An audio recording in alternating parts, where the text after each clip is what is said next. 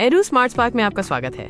जो भी students degree first semester में पढ़ रहे हैं और उन्होंने AEC इंग्लिश कम्युनिकेशन या अल्टरनेटिव इंग्लिश लिया है, उनके लिए ये वीडियो बहुत इंपॉर्टेंट है, क्योंकि इस वीडियो में हम अल्टरनेटिव इंग्लिश की एक पोएट्री सो मेनी ओक्स के सबसे इंपॉर्टेंट क्वेश्चन आंसर पे डिस्कस करेंगे। और ये सारे नोट्स का PDF आपको कैसे मिलेगा, ये हम वीडियो के बीच में बताएंगे, इसलिए वीडियो को बिना स्किप किए पूरा देखिए। तो चलिए वीडियो स्टार्ट करते हैं।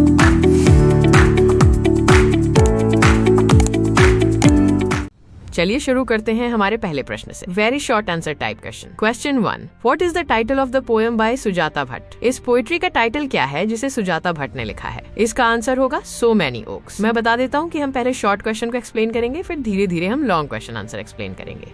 Question 2, What does the speaker stand among in the forest? कवि फॉरेस्ट में किसके बीच खड़ा है? इसका आंसर होगा ancient trees. Question 3, How are the oaks described in the poem? Poetry में ओक के पेड़ों का वर्णन कैसे किया गया है? इसका आंसर होगा Holi. Question 4, What would an evil witch do to the oaks? एक दुष्ट विच ओक के पेड़ों के साथ क्या करेगी? इसका आंसर होगा kill them.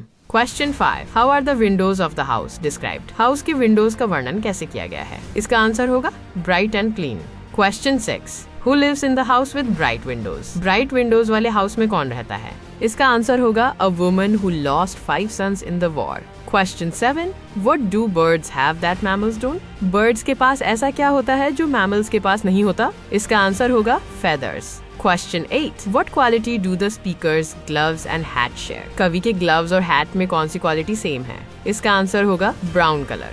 Question 9, What can some human beings be born with? कुछ human beings किस चीज के साथ born नहीं हो सकते? इसका आंसर होगा eyes and ears. Question 10, What's the significance of the speaker's plum tree in the garden? Garden में कवि के plum tree का क्या significance है? इसका आंसर होगा It has red and white flowers.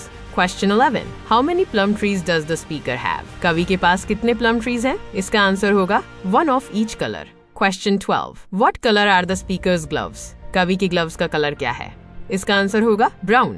Question 13, What practical purpose does the speaker attribute to brown color? कवि brown colour को किस प्रैक्टिकल पर्पस के लिए जिम्मेदार ठहराता है? इसका आंसर होगा It's practical for gloves and hats. Question 14, How many sons did the woman lose in the war? Woman ने वॉर में कितने बेटे लूज किए? इसका आंसर होगा 5. Question 15, What sensory impairments can some people be born with? कुछ people किन sensory impairments के साथ बॉर्न हो सकते हैं? इसका आंसर होगा ब्लाइंडनेस और deafness. Question 16, What's the contrast between feathers and mammals? Feathers और मैमल्स के बीच क्या कॉन्ट्रास्ट है? इसका आंसर होगा Birds have feathers while mammals do not. Question 17, What qualities do humans possess that some might be born without? Humans में कौन सी qualities होती हैं जिनके साथ कुछ लोग बॉर्न नहीं हो सकते? इसका आंसर होगा eyes and ears.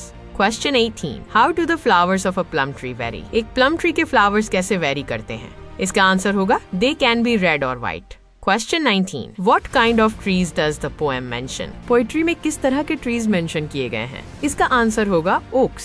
Question 20, What color is the speaker's hat? कवि की हैट का कलर क्या है? इसका आंसर होगा ब्राउन। तो अगर आपको इन नोट्स का PDF चाहिए तो आपको स्क्रीन में दिए गए लिंक पर जाना है, उसके बाद आपको PDF मिल जाएगा। और इस चैनल में हम और ऐसे वीडियो अपलोड करेंगे, सो हमसे बने रहने के लिए चैनल को जरूर सब्सक्राइब करके रखिए। चलिए अब लॉन्ग क्वेश्चन आंसर पर चर्चा करते हैं। Question 1, What is the central theme of the poem So Many Oaks by Sujata Bhatt? Sujata Bhatt की पोएट्री So Many Oaks का सेंट्रल थीम क्या है? इसका आंसर होगा The central theme of the poem So Many Oaks by Sujata Bhatt is the interconnectedness of nature and human experiences. Sujata Bhatt की poetry So Many Oaks का central theme nature और human experiences का आपस में जुड़ा होना है। The poem explores the relationships between various elements of the natural world, such as ancient trees and flowers, and juxtaposes them with human experiences, including loss, war, and practicality. Poetry natural world के different elements जैसे ancient trees और flowers के बीच के relationships की पड़ताल करती है और उन्हें ह्यूमन एक्सपीरियंसेस जिसमें लॉस, वॉर और प्रैक्टिकलिटी शामिल है के साथ कंपेयर करती है।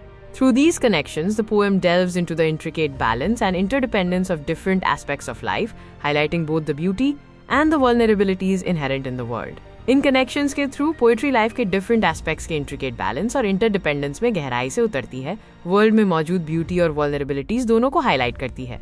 Question 2. How does the poem depict the oaks in the forest? Poetry forest में ओक के पेड़ों का डिपिक्शन कैसे करती है? इसका आंसर होगा The poem So Many Oaks depicts the oaks in the forest as ancient and holy trees. The use of the phrase So Many Oaks Holy suggests a sense of reverence and sanctity attributed to these trees. Poetry So Many Oaks forest में okay के पेड़ों को ancient और holy trees के रूप में depict करती है। So Many Oaks Holy phrase का यूज इन ट्रीज को reverence और sanctity की भावना देता है। However, the poem also introduces an element of threat by mentioning that an evil which would harm them. हालांकि पोएट्री एक थ्रेट का एलिमेंट भी इंट्रोड्यूस करती है, ये मेंशन करके कि एक evil which उन्हें हार्म करेगी। This juxtaposition of the oaks being both holy and vulnerable to harm creates a complex and layered portrayal, emphasizing their significance in the natural world while also underscoring their susceptibility to external forces. Oak के पेड़ों का होली होने के साथ साथ harm के लिए vulnerable होना एक कॉम्प्लेक्स और लेयर्ड पोर्ट्रेल बनाता है, नेचुरल वर्ल्ड में उनके सिग्निफिकेंस पर जोर देता है और साथ ही एक्सटर्नल फोर्सेस के प्रति उनकी ससेप्टेबिलिटी को भी अंडरस्कोर करता है।